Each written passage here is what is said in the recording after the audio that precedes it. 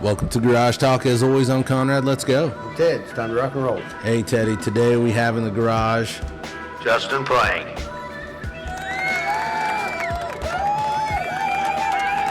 How we doing, man? Doing pretty good. I appreciate you guys having me. Thanks for coming. Anytime. Hey, give everyone a little briefing about your background, your family. Yeah, so born and raised in Gas City. Man, I'm a lifer. I love it here in Gas City. I played just about every sport possible and thoroughly enjoyed every sport that I played. Yeah. So I've got a lot of that stuff in my background. Graduated from Mississinawa and then went off to Ball State. Okay. And then I actually went to Indiana Wesleyan my freshman year. Got a little too expensive.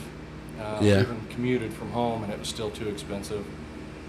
Thought about playing baseball, but I ended up transferring to Ball State and just getting my degree, a general studies degree with a criminal justice background, property management background. And so, finished with a 4-year degree from Ball State, and then came back home and found a place here, and here we are. Yeah. What do you currently do now? Right now, I'm assistant chief of the Marion Fire Department. Okay. I'm on my 18th year. Got 2 more years, and then obviously I'll have my 20, and I'll be able to lock in my pension there and pursue another career, which is what I'm trying to do right now. Okay. And what's that? What are you looking at, man? Well, when I went to Ball State, the goal was to become a teacher. Okay. Always wanted to teach and coach. I was with an athletic background. I love teaching. I love being around the kids and trying to tutor in that way. I just love helping people. You know, that's kind of what I do right now. Yeah. We're helping people on their worst days. But then back to teaching and coaching, that's ultimately what I want to do. And it's kind of a full circle moment for me. When I was at Ball State, getting ready to wrap up my career there, my dad had called me and said there was a opening on the Marion Fire Department, which at that time, those were very few and far between. And that was something I always wanted to do. I looked up to my dad's uncle, so I'm a 3rd-generation firefighter, had to do it. I couldn't pass up that opportunity. So I went ahead and graduated. Luckily, it was in December when I got the call. Okay. And then finished with my degree, hopped on the fire department, and man, it's been an absolute blast for the past 18 years. Not a day have I worked where I didn't want to go to work. There's not been one day. That makes a difference. Yeah. And that's like we tell everybody, you guys, whether you're a fireman or a police officer, emergency medical services, you guys are heroes in our eyes. Yeah, I appreciate that. And teachers are too. But let me interject here, Conrad, because Get after it, Teddy. I've known Justin for a long time. Okay. Yeah. And so he went into the firefighting career, which his dad did. His dad used to cut my hair when I had hair. What year was that? long time ago.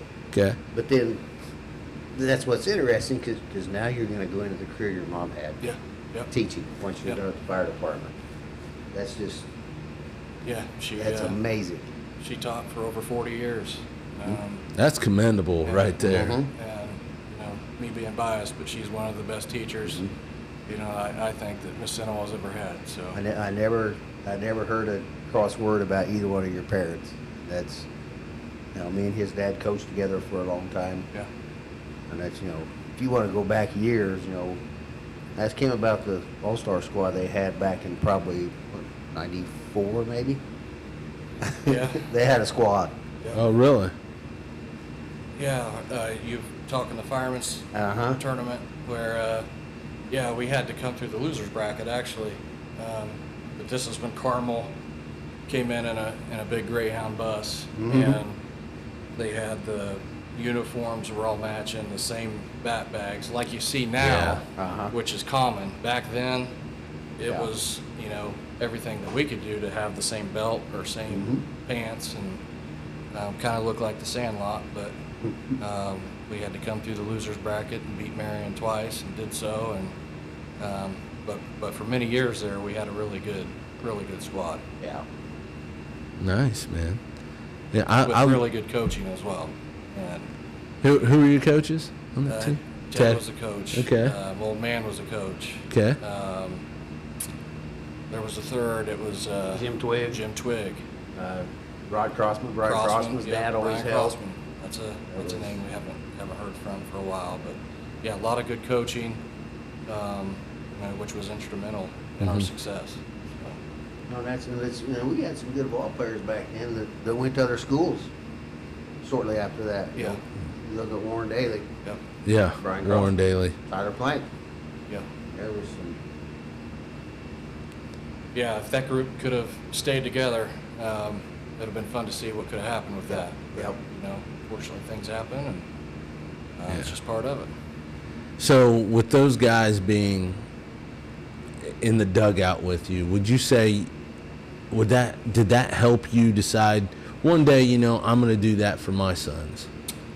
I'm going to do that for my son's friends. I'm going to be that role model where when nobody else wants to do it, I'll do it. I don't think it's so much the players. That helped, your buddies, that helps. But ultimately, as a kid and as a player, you look up to these guys. Mm-hmm. And I think that's what it was. Is we wanted to coach like them. We wanted to be like them, and have the success that they had. And I think that just kind of rubbed off. And you stay in sports, you want to stick with it. And if you love it, it's something that you want to stay with. And that's what I do, and that's what I'm doing right now. I love coaching my kids. I love coaching other kids. We've got a really good travel team in place right now. Ultimately, we're a glorified all-star team is the way I like to say it, because we've got about 9 kids from Mississinewa. We've got a few from Marion and a couple from Madison Grant, but ultimately it's a Mississinewa core.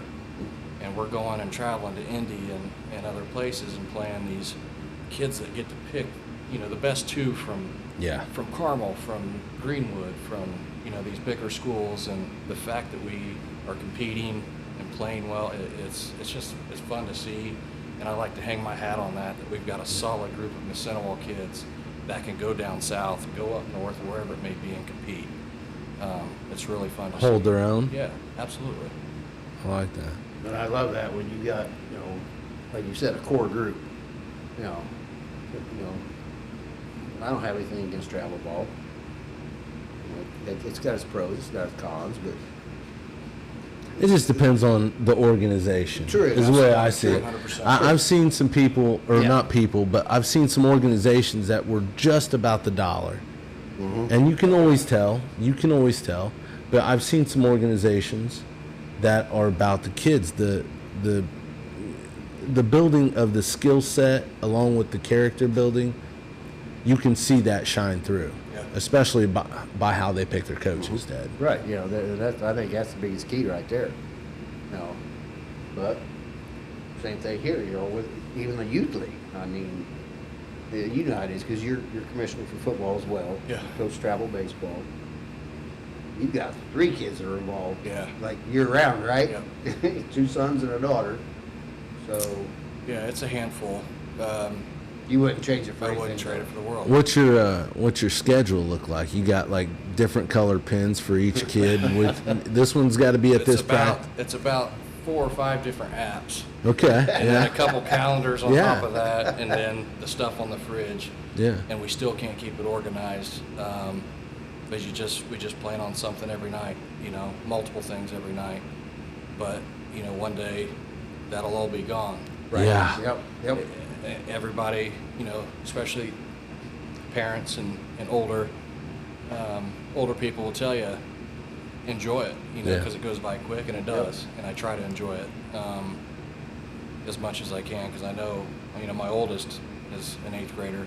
Yeah. And, same as Lico. It's in a blink of an eye, man. They're going to be in high school, Yep. and next thing you know, they're graduating. So Crazy. We And you have to have a spouse that's an all-star too. she's right? awesome. Yeah, she. It's hard. it's a team. It absolutely is. and she's been extremely supportive. I'm already gone enough the way it is with, working the 24-hour shifts. And it took a while for her to understand and kind of get used to that schedule. We're talking years. Yep. And then on top of that, when you are home, you're still not home. Right. Because you're down at the diamond, you're at the basketball court, you're at the football field. And if you're coaching, you're at least a half hour after practice is supposed to end, if not an hour, talking, preparing for the next day or, Right. or whatnot.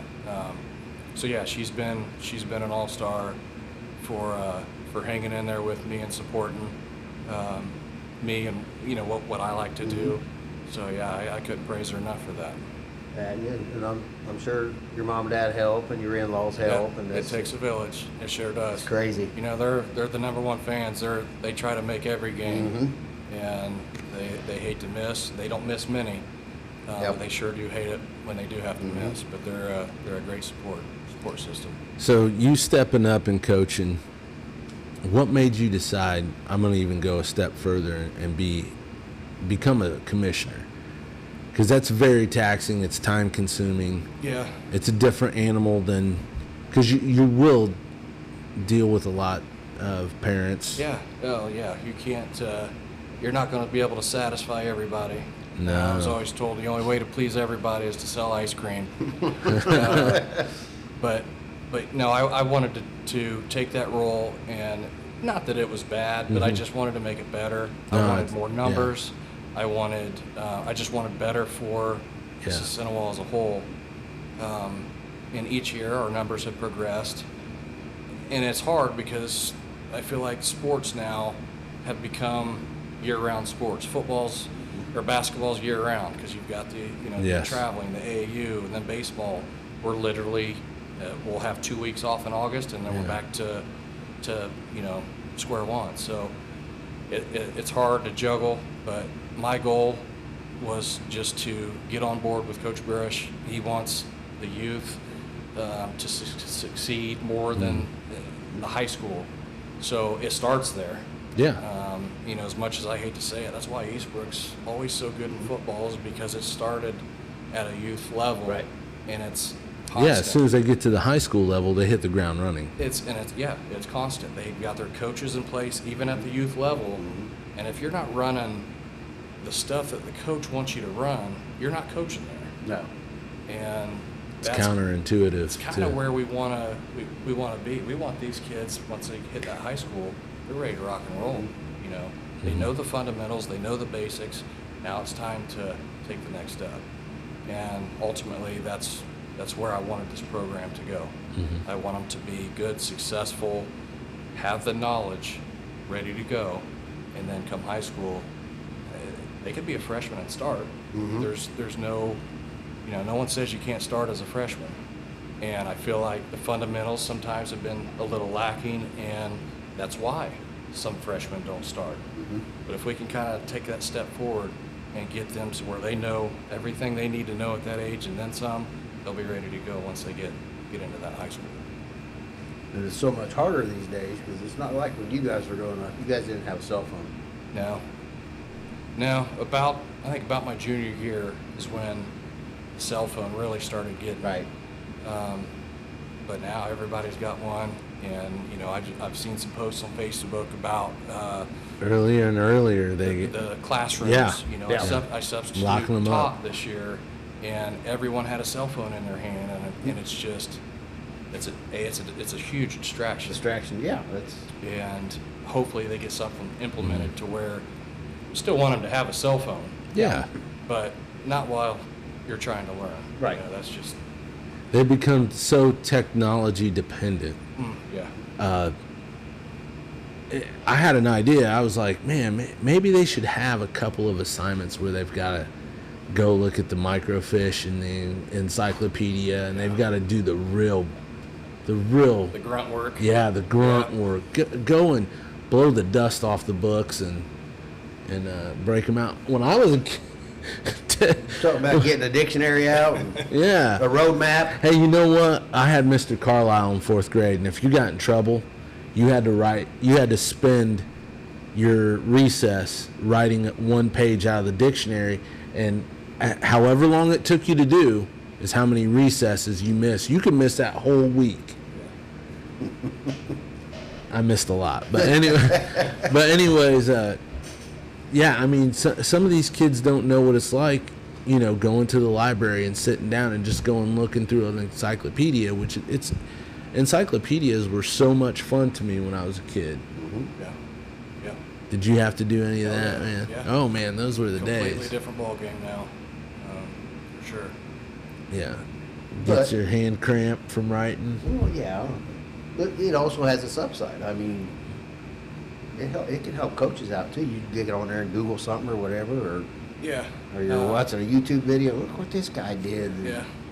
Well, Yeah. you got a lot of coaches now running the game changer. Mm-hmm. You Yep. see them on third or first Yep. base. If they don't have a designated game changer running the game changer, you'll see the coach Uh-huh. keeping track right there instead Yep. of the old book. But Uh-huh. yeah, man, times are changing, and some for the better, some for the Rapidly. worse. I mean, eventually nobody's going to be in control of that. It's going to be AI. Yeah.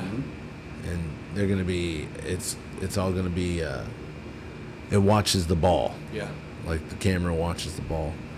I'd like to keep the book to tell you the truth. Yeah, I mean, Yeah. that stuff was always fun to me, being up in the press box and announcing the kids' names at the Ole Miss Youth Sports level. That stuff was fun for me. So my first year as travel coach, we were a bunch of 6-year-olds in an 8U league. Mm-hmm. We were brand new to the ball game. I mean, we were still running old school. We were doing the book, and a coach come up and said, "Hey, you have your game changer ready." I had no idea what game changer was. Mhm. And now, a couple years later, there's only maybe out of the 20-some teams we've played, only 2 don't have game changer. Wow. I said, we're trying to catch up, Yep. but so it's just crazy. In a couple of years, everybody's doing it, Uh-huh. Yeah. except for just a few. But man, it's rapidly changing. Are those few like new coaches new to the coaching game? I don't know, Yeah. because there were teams that we've never seen before. Sometimes you don't know what you It don't could be know. their first yeah. year coaching and Yeah. travel. Maybe they coach rec, and not a whole lot of rec teams use that. Mm-hmm. It's more, I think, geared towards a travel. Right. Not that rec can't use it,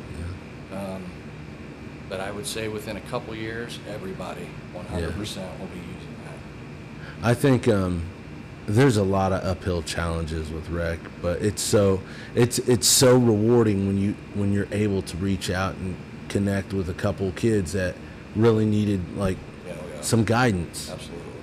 And it's not just about sports. I mean, I think it's more about there's a lot more seriousness to travel sports when you pay quite a lot of money, and the uniforms are a lot nicer, but there's something about a kid like looking up to you and you being able to like take them away from whatever's going on at home, Yeah.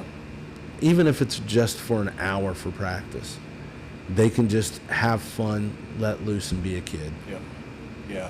So with our rec team right now, Mhm. there's a few there that have never played Little League, never played coach's pitch. And I'm thinking, man, this is, they're going to get hurt, especially with a 9 through 12. But I tell you what, they've hit the ground running. They've improved just from the few practices that we've had till now.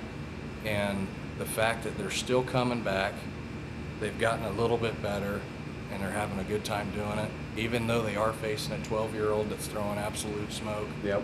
And he comes back to the dugout and he smiles. You can't beat that. And as long as they want to come back next year, that's what it's all about. I mean, did if your job. You can get those guys to come back and want to play again, you're doing something right. Oh yeah, man. You know, and that's like, I mean, I think in all the years I coached, looking back at it, I had more fun with a team that wasn't that talented. Yeah. Just as like you said, they keep improving. And what's bad about it is because like the last week of the season, man, some of these kids, it's just Yeah. they got it. Yeah.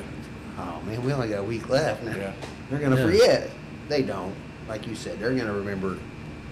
It might be the best hour or 2 out of their Yeah, day yeah. for a lot of these kids. It's Right. nice to see it click, like that light turn on in their head and they figured it out. Okay, all right. And Glove you know, down all the way to the ground. But I will say, about this community, no matter what sport it is, I mean, these parents that volunteer or whatever, their heart's in the right place. Yeah. I mean, they are great with these kids, and Yeah. they build them up. I see that. Yeah. Yeah, we there's a handful that, and it's hard when they volunteer. They're volunteering. Yeah. They're doing it for free and they're taking up time of their day. But overall, we've got a really good support system. We've got some good coaches in place. Yep. And we just ultimately, we all want what's best for Yep. the kids and the program as well. No doubt about that. So, are you looking forward to the upcoming football season, or are you just trying to get to just see how baseball season goes? Yeah, baseball's not over yet for us Yeah. anyway. Yeah. I'm always. It's a long baseball season. It is. Especially for the rec and travel parents. Yeah, so I've set up our schedule to where we're pretty much done by July 1st. I want to give those kids I guess I'm not a true travel coach because I like to keep it within 3 hours. Yeah. I keep in mind, families need family time too. Yeah. And until we start dominating this area, we don't need to go out of state. Right. Maybe Yep. one time a year's, good, but I like to keep it close and keep in mind that it's expensive. Mm-hmm. It's not getting any cheaper. Family time is just as important as anything else. Mm-hmm. And then, so July 1st we're done. That gives them a chance to play rec and it not interfere as much with travel. And they also have an opportunity to play All-Stars if they, make Yep. the team. So they've got the month of July still Mhm. to play. I want them to have a summer too. Right. Yeah. I don't want them to get burnt out on just baseball. Right. I think the amount of games that we play and tournaments we're in is a good number, while giving them an opportunity to hang out with their buddies that they don't normally get to hang with. And, they learn from those kids just as much as the rec kids Oh, yeah. learn from them as well. Yeah. So True. I try to find that balance between, how much is too much and how little is too little. So I think I've found a good balance there. Yeah. I like that. He's got an Yeah. end date in mind. Yeah. It's always important to stick to that schedule. I think these kids do need time to be kids in between sports. And like we said earlier, I know they're so technology dependent. And, I remember when I was a kid, as soon as something was done, even if it was baseball season, I would go find some place to go play basketball. And so like now I drive around and sometimes I'll see a basketball court and they're mainly older kids, but it's so nice to see, like when you go past the old East School and that court is filled with Yeah. kids that are 5th grade and under. It's nice to see because you don't see it that much. Yeah. Pick up baseball games. I remember we used to go behind the tennis courts and grab all the tennis balls so we could play home run derby. Oh, yeah. Yep. You're not seeing that.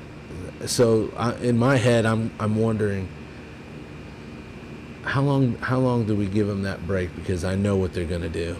They're going to that PS5 and they're turning it on, and they're gonna zone out for.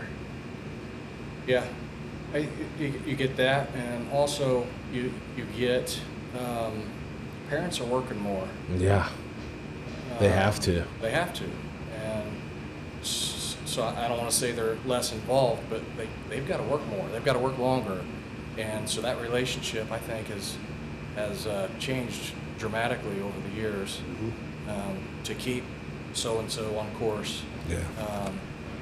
So that has a lot to do with it, I believe. Unfortunately. I was talking today. I consider myself. I'm a strict parent, and I don't know if, you know, I try not to judge other people's parent. You know, you take care of your child how you want to, but I have accountability level for my kids. Like, I hold them accountable, and I expect them to hold themselves accountable. And times are changing to where parents are working more, and the kids aren't able to learn that accountability skill set. So when they get to practice, it's people like you that, you know, now you're teaching that. Yeah, it's important that not only our own kids, but like you said, they're going to practice, and this could be the best part of their day. And whether you believe it or not, they're listening to you. I'm not always right, and I'm not going to pretend to, but I do keep in mind that these kids are listening. And when I tell them after practice to thank your parents for bringing you here, and thank Grandma and Grandpa for coming to your games and making sure you're going to this and that, and, you know, making sure they're appreciative of what their parents or whoever else is bringing them, what they're doing for them. And so I'm pretty strict with them. I treat those kids as I treat mine. Yeah. And they know that, they expect that, and I think that's why we have such a good group. But yeah, if you don't teach that, you're only setting them up for failure. Absolutely. Life's not getting any easier, it's only getting harder. Yep, exactly. And so we have to get that dialed in sooner than later. And because yeah, like I said, it's not getting any easier. Yeah. It sure isn't. And that's something else I wanted to touch on. You being dad and you being coach. I used to have that talk with my oldest daughter because I would catch her every once in a while. When I would come down on her in the field, she would like look at me like, Dad, you need to take a step back. I'm like, I'm not dad right now, I'm coach. And I'm going to yell at you like I yell at everybody else.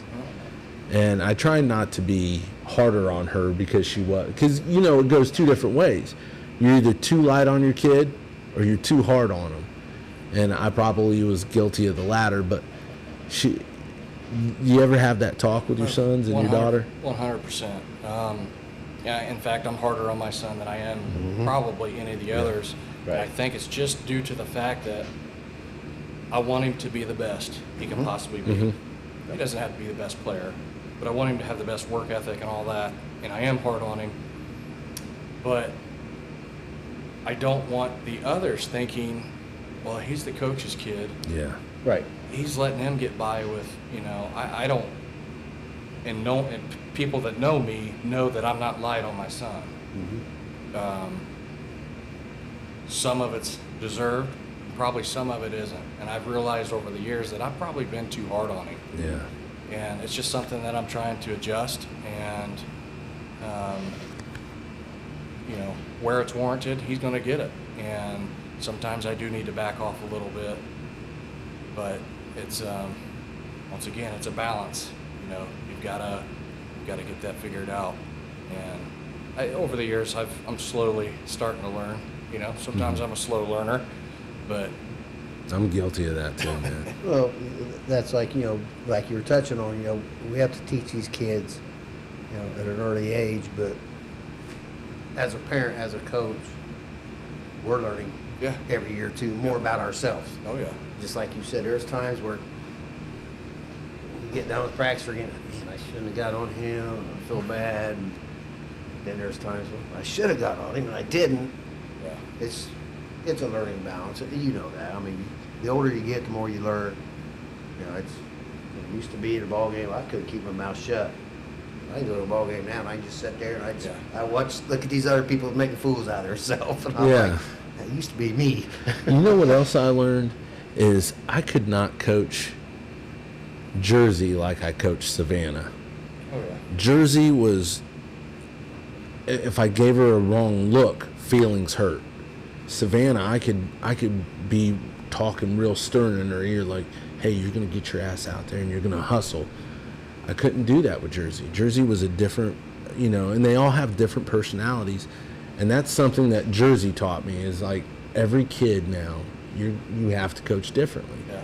Some respond with a good butt chewing. Some go the other direction with a butt chewing. And when I was a kid, some of our coaches, everybody. You didn't get that option. No, you didn't get an option. Yeah. But nowadays, that's just something that was learned.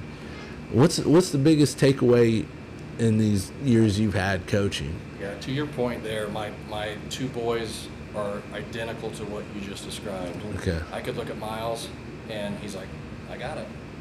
And Riley, on the other hand, I've got to sometimes, get in there a little bit. But so that's funny that you say that. To answer your question there, I think sometimes you just gotta take a step back. Mm-hmm. I think my job has helped me kind of take a step back and just evaluate. I've been in a situation where I have to manage 60-some guys. I manage a shift now, so it's down to 16, 18 guys, but they all have a different way of taking criticism or any instant feedback or any debriefing that we have. Not everybody's the same. Now you can treat them fair, firm, and consistent. That's what I've always, gone by. But each person is going to respond differently. And so I think just taking a step back and really kind of evaluating and going over the process has been my biggest, I don't want to say asset, but lack for better vocabulary, is just to take a step back, take a breath, and just kind of evaluate the process. That's worked for me. That's leadership right there, man. Being able to put the right people in the best positions for them to be successful. That's leadership. That's a good quality. That is, and that's, let's jump away from sports for a minute. Let's go your career as a firefighter. Yeah. I mean, that's, people that don't do it don't realize that, some of the stuff you guys have to go through, the stuff you see, that's got to be taxing on you guys. Yeah. You can't take it home. So, same thing there. You got to kind of just step back before you go in the house. And you can't take it home, but sometimes you do. Right. I mean, I'm we're sure. human, Yeah. There's been a lot of things that we've seen, and it's disturbing. But I don't want to say you get used to it, but you almost have to numb yourself sometimes to that. Conditioned? Yep. Yeah, In a way? I think so. I think preparing yourself for the worst, and just when you think you've seen it all, you haven't, because there's something new every day. No fire's the same. A lot of our medical runs are kind of the same, but there's always that one time where it's not. And, fortunately for the 18 years of service, I've kind of know what to expect. I conditioned myself for those runs. But some of them are going to bug you. And for me, fortunately, I've got God to talk to. And I don't know how some guys can not be a believer in Christ and get through that job unfazed. I just don't know how that happens, but that's just my personal preference. So that is my go-to. I mean, and that has helped me through my career. It's helped me through my life, and I'll continue to stand by that because I can't do it. I can't do it without him. No. But yeah, I do bring it home sometimes. My wife's good about listening. She understands. But it's just one of those things that, you kind of have to expect the unexpected. Yeah. And that's, I sit there and I think about them, like, the Marion Fire Department. There's a lot of Gas City boys on that fire department. Yeah. Yeah. Well, there was a handful, when I first come on. Yep. And then now the pool seems to be getting smaller. It's just there's not many guys applying to be a firefighter. Yep. you know, the pay's not great, but that's not why we do it anyway. Right, So right. I don't know why that's a surprise to some. But yeah, there was 200, 300 in line years ago, and now we're down to 20 and 30 that are applying. You know, there's careers out there that I can honestly say I can't do, and the medical field, being a fireman, being a police officer, and a teacher are up there, because you have so much at stake. I mean, with each one it's a little bit different, but Sure. I mean, you're laying your life on the line. You're also, you guys have saved lives. That's a lot, man. That's mentally a lot. Yeah, they're putting their life And on the line to physically. save Yeah, life. yeah. And that's, I mean, that's, like I said, I hold people like that, way up here. Yeah, man. I It's mean, just, We appreciate that. you know, like I said, and teachers gotta be that too. I mean, I don't know, have you ever talked to your mom about, if you were still teaching, how would you handle what's going on today? She's, you know, whole different ballgame. Yep. You know, and she knows that. She, you know, once she retired, she still stayed with Northview as kind of a, I don't know what the word is, but she was there to assist. paraprofessional or Just there to assist. Yeah. You know, kind of for an easy transition. And I think she hated to retire, but you know, it was just it was time. 40 plus years. Oh, yeah. But yeah, we've had that conversation of how different it is, and when I'm subbing, and I'll tell her about, you know, what went on and Yep. how things are going, and it's hard to imagine, you know, how different it is from when she was teaching. Yeah. you know, And we thought we were bad when we were in school, Conrad. I know, you 'cause were, but I made mention to like some educational people. You know, I was the kid that had the desk out in the hall, and they were kind of like, it's light. Yeah. If you're just talking and being disruptive, that's light. Like, we have kids, and it's not just Missinawall, Right. Grant County, it's everywhere.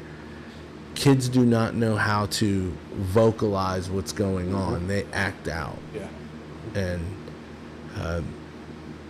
hopefully one day we can get this wrangled in to where we get our children to be able to voice what's going on instead of act out. Yep. And that's why we need to get them in sports. Yeah. Get them in football where they can take out their, you know, their problems. Yep. and- I think it teaches them soft skills, like you're always going to have a boss, so Yep. follow the coach's direction.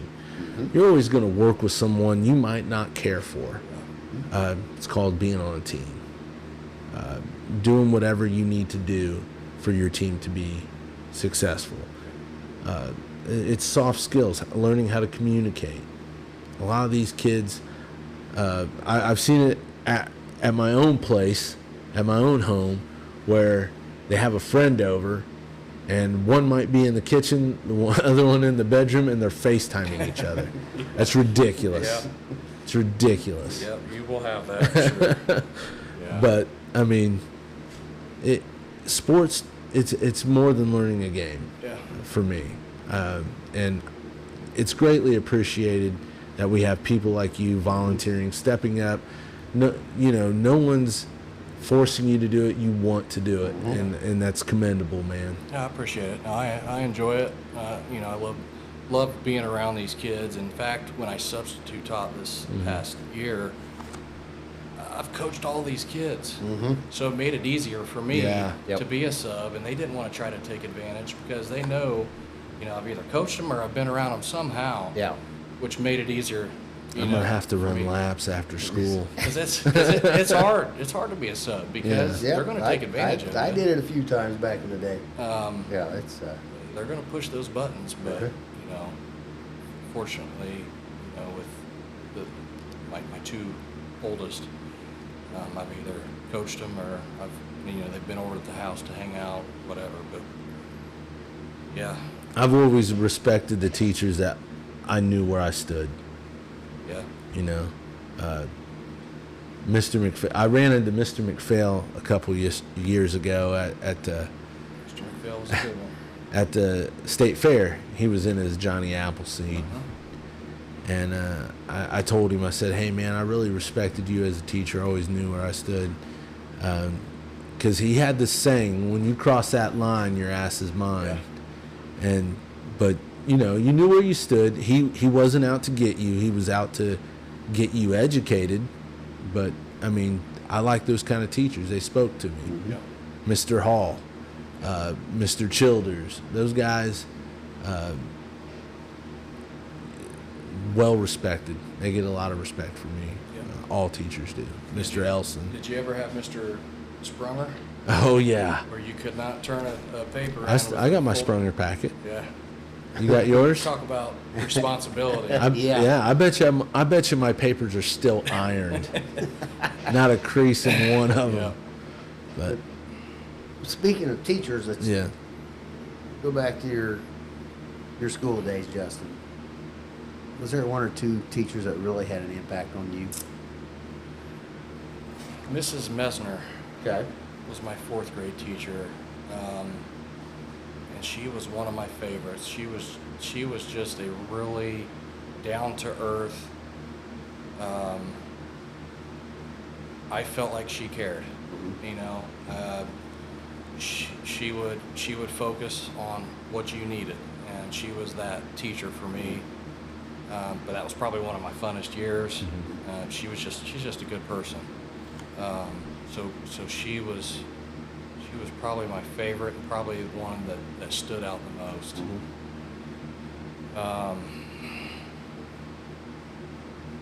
Mr. Childers was a good one too. Yeah.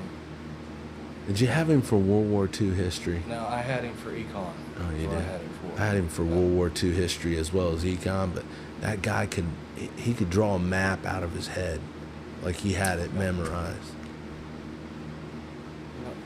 He liked his Mountain Dew too. Yeah. He drank All a lot right, of Mountain Dew. let's go to your high school career. Is there a coach that stood out? No matter, doesn't matter what sport. Somebody that you can kind of look back at now and like, taking some of the stuff he taught me and I'm turning it into my coaching career. Yeah. Unfortunately for my high school career, there was a few that I really took hold to, and I'm not going to mention any names. But one was a baseball coach. He had the ultimate knowledge and made me the catcher that I always wanted to be. He probably stood out the most, helped me the most, and made me the best that I could possibly be.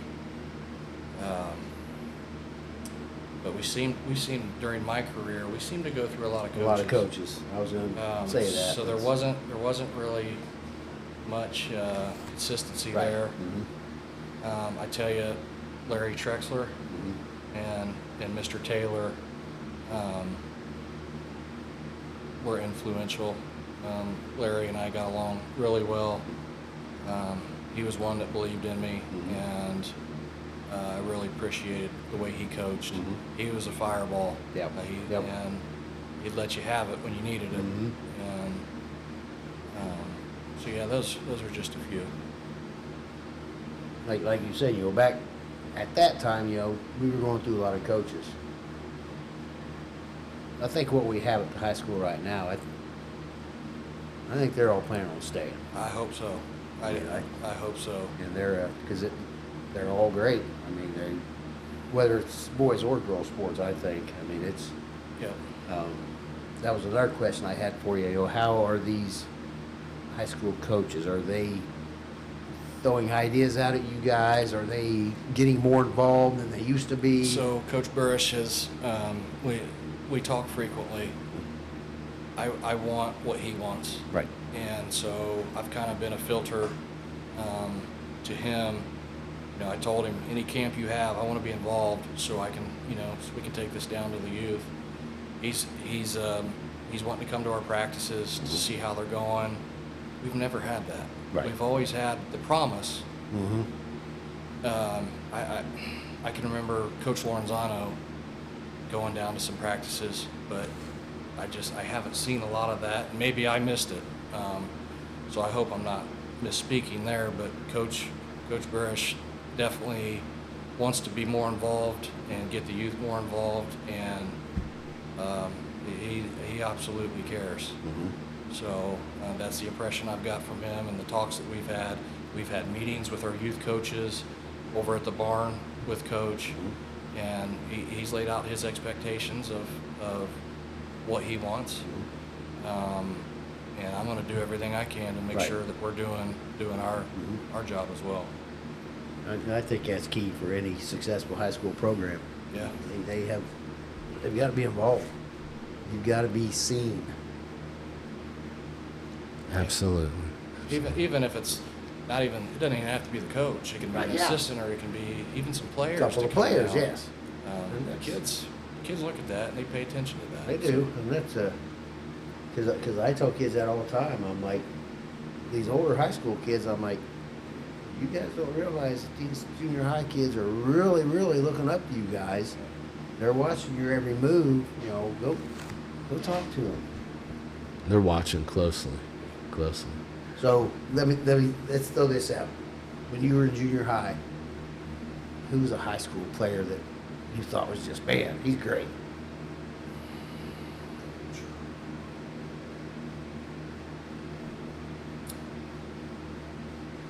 I'm trying to think who, one guy, I'm not sure how old Chance is, but Chance Young and Pete Watson were probably two of my Yeah. favorite basketball players of all time. I remember just being a kid. I don't even know how old I was, but I remember going to the games. They were dressed in the black and white warm-ups, and Chance could absolutely shoot the rock, and Pete could absolutely handle the rock, Yes. and Yep. it was fun to watch. Yep. So those two are probably my favorite. I guess that stick out, and ultimately really good people too. Oh yeah, there's no doubt about it.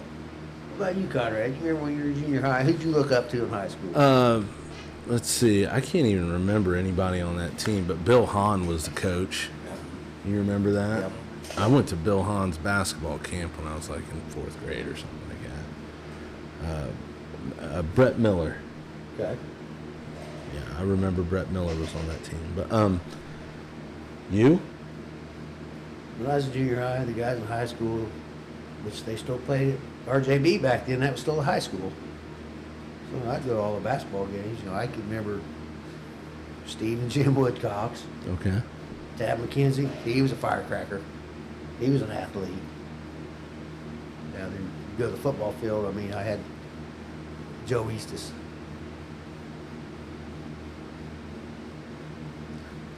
Rough and Yeah. tumble. You're going way back, man. I'm Way old. back. Yeah. Justin, thank you so much for taking the time out of your day. Anytime. I know you're busy. I know you probably got practice or Getting a ready to go to a game. doubleheader and then a game Oh, after that man. for Little League. That sounds so, amazing. yeah, just another night. Grab you a couple concession hot dogs and a Gatorade and you're set, Plenty to right? drink, yeah. Are they taking Yeah. any precautions for the kids in this heat right now? Yeah, I mean, Giving we're them breaks or what? I mean, during the games, or they? yeah. Fortunately, yesterday with the cloud coverage we had Yeah, it was helped. good. But yeah, they're gonna do it safely, and Yep. we've got some good people in place for that. So Oh, yeah. yeah, no, I appreciate you guys having me. Hey, no We problem, appreciate man. you Thank coming. you. We appreciate you, man. All right, thank you. All right.